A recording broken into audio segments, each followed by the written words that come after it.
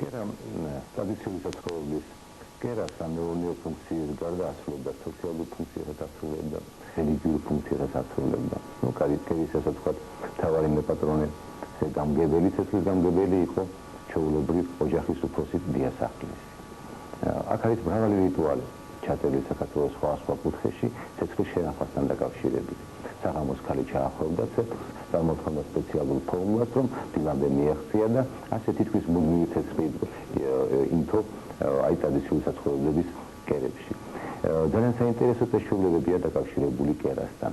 თითქმის ყველა რიტუალი, რომელიც ოჯახში სრულდებოდა, მეტნაკლებად კერის ახლომახლო იყო, ასე ვთქვათ, კერაზე იყო ორიენტირებული იყო, ან კერაზე, ან დედაბოლზე, ან ესეთ წმინდა ადგილზე. ამ ტრადიციას ძალიან ძველი შორსასრული ფესვები აქვს.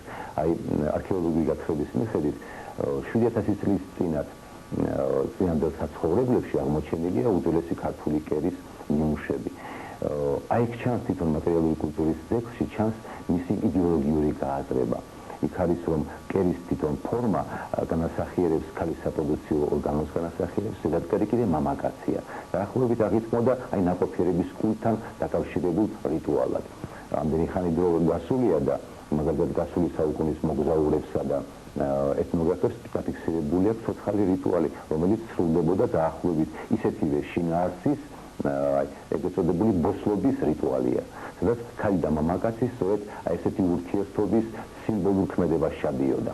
რასაც უნდა უზრუნველყო ოჯახის მომავალი, კარგი მოსავალი, ჯანმრთელობა და სხვა და სხვა. თითქმის ყველა ნაწილი, კერის ყველა ნაწილი თავისი იმით არის, სიმბოლიკით არის გამშვალული. აი ეს არის კერის ქვა, ძირითადი ქვა, რომელზეც ჩვენ ხედავთ აი ორნამენტებია, სიმბოლური ორნამენტებია წარმოდგენილი, ასწავლულ კავშირებული ეს. აგრეთვე კერის საკიდელი. ეს ელემენტები სხვადასხვა რიტუალებში ფიგურირებენ, ძალიან ხშირად ფიგურირებენ, მაგალითად საკიდელზე იცოდნენ ერბოს წასმა. კერაში აგდებდნენ კერძის საუკეთესო ნაწილს, რათა ეს მიცვალებულთა კულტის, ასე ვთქვათ, ერთ-ერთი მათითლებოდა. დადასტურებად ითვლებოდა თითქოს კერაზე დამზადებულ კერძში, როგორც ცოცხლებს, ისე მიცვალებულს თავიანთი წილი ჰქონდათ. ხდებოდა აქ ყველა მნიშვნელოვანი ოჯახთან დაკავშირებული ყველა მნიშვნელოვანი მოვლენის აღნიშვნა. ქორწინების დროს აუცილებლად ახალი რძალი მოყავდათ კერასთან, მას აზიარებდნენ. რამდენიმე ვარიანტი იყო აქ. ზოგი ხელს სწავლებდა, საკიდელს სწავლებდა ხელს, ან მას კერის ქვას მოკიდებდა, ხელს მოკიდებდა და სხვა და სხვა. თავისთავად ითვლებოდა, რომ კერის საკიდელს მაგიური ასეთი გამოჯამთელების საშუალებათაც ითვლებოდა. ახალგაზრდა ბავშვი, პატარა ბავშვი თუ ავად გახდებოდა, შეეძლოთ ესე ვთქვათ, შექმნილ საკიდელში გაეტარებინათ ის. ჩვეულებრივ კი საკიდელი უძრავი უნდა ყოფილიყო, ოჯახის სიმდიდრეს, სიძლიერეს განასახიერებდა. თუნდაც კაცის მაგალითად წვენინება, შეურაცხყოფის მიყენება საკიდელს ჩამოუგდებდნენ.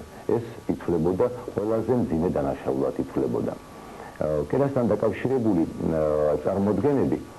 წარმოდგენები ზოგიერთ ისეთი ხასიათისაა, თითქოს ეს არის წინაპრებთან, ასე ვთქვათ, უშუალოდ წინაპრებთან, ოჯახის წინაპრებთან დაკავშირებული ამბავი. გვაქვს ესეთი გადმოცემა აღმოსავლეთ საქართველოს მთიანეთში, თითქოს ოდესღაც ვიღაც ერთ-ერთი კონკრეტული ოჯახის წინაპარმა ტყეში დაატყვევა მინდვრის ქალი, ალი შეაჭრა თმა, მოიტანა მისი თმა, კერის ქვის ძირში ამოდო და მას შემდეგ ეს ალი გაუხდა ოჯახს მოსამსახურედ.